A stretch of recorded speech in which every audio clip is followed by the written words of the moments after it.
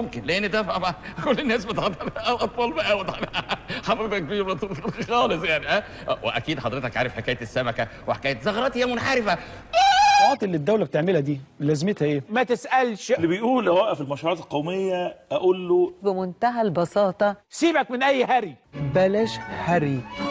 بطلوا هري. هتقول لي ركز في التعليم، هقول لك بطلوا هري. يعني مثلا الراجل الجدع اللي اسمه هاني ايه يا ابني، الاستاذ هاني توفيق طلع كتب كلام فارغ. كفايه علينا شويه الطرق والكباري ونعمل مصانع. من الاخر كده يا كل بطيخه في مصر بطل هذا.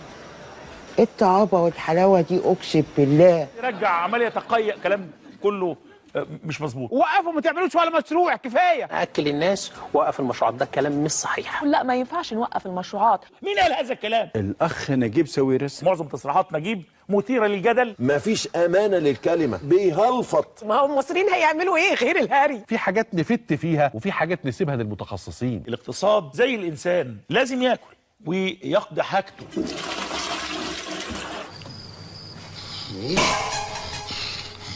تطبيل. ايوه احنا بنطبل بفخر. لا يا ابراهيم، انا بلاش تطبيل يا ابراهيم. خبير اجنبي. ولو اني بحب التطبيل بتاعك ده.